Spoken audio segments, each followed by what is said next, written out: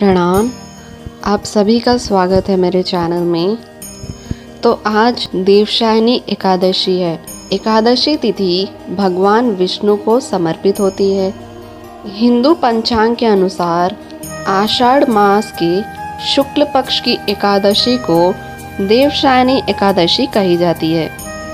एकादशी के दिन व्रत नियमों का पालन करने के साथ ही व्रत कथा का भी विशेष महत्व होता है।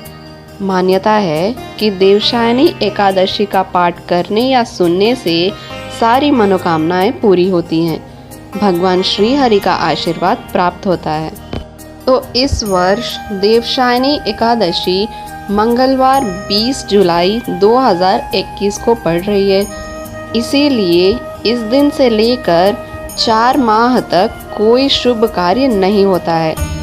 देवशायनी एकादशी को हरिशायनी भी कहा जाता है। धार्मिक मान्यताओं में देवशायनी एकादशी व्रत सबसे श्रेष्ठ एकादशी मानी जाती है। कहा जाता है कि इस दिन से भगवान विष्णु का शयन काल शुरू हो जाता है। शास्त्रों के अनुसार इस दिन से भगवान विष्णु चतुर्मास के लिए निद्रा पर चले जाते हैं। यही कारण है कि इस दिन से लेकर 4 माह तक कोई शुभ कार्य नहीं किया जाता है और इस व्रत से व्यक्ति के सभी पापों का नाश होता है। तो चलिए अब हम देवशायनी एकादशी की कथा सुनते हैं। देवशायनी एकादशी व्रत कथा का वर्णन खुद भगवान श्री कृष्ण ने किया है। शास्त्रों के अनुसार भगवान श्री कृष्ण ने इस वृतांत को धर्मराज युधिष्ठिर को सुनाया था। पौराणिक कथाओं के अनुसार सतयुग में मानधाता नामक एक चक्रवर्ती राजा राज्य करते थे। मानधाता के राज्य में प्रजा बहुत सुखी थी। एक बार उनके राज्य में 3 साल तक वर्षा नहीं होने की वजह से भयंकर अकाल पड़ गया था। अकाल से चारों ओर त्रासदी का माहौल बन गया था।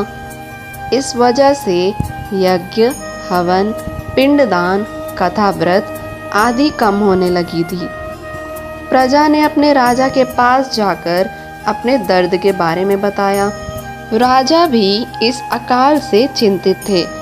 उन्हें लगता था कि उनसे आखिर ऐसा कौन सा पाप हो गया है जिसकी सजा इतनी कठोर रूप में मिल रही थी।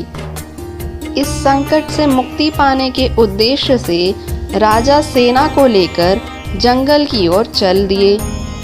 जंगल में विचरण करते हुए एक दिन वे ब्रह्मा जी के पुत्र अंगिरा ऋषि के आश्रम पहुंच गए।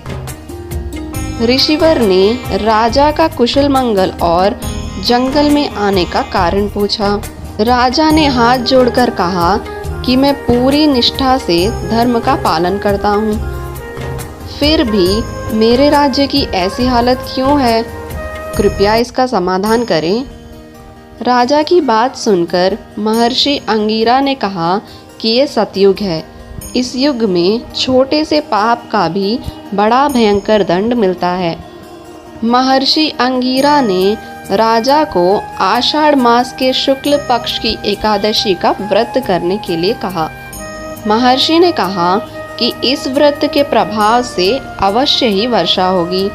महर्षि अंगिरा के निर्देश के बाद राजा अपने राज्य की राजधानी को लौट आए।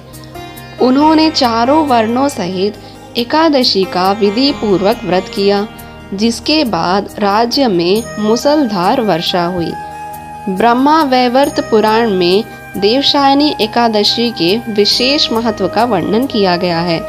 मान्यता है कि देवशायनी एकादशी के व्रत से भक्त की सभी कामनाएं पूरी होती हैं। हिंदू धर्म के अनुसार देवशायनी एकादशी से भगवान शिव सृष्टि का संचालन करेंगे। एक साल में कुल 24 कृष्ण पक्ष और शुक्ल पक्ष की एकादशी पड़ती है। कहा जाता है कि देवशायनी एकादशी से विश्राम करने के बाद भगवान विष्णु देव उठनु एकादशी से सृष्टि का कार्य संभालने लगते हैं। तो ये थी देवशायनी एकादशी का महत्व।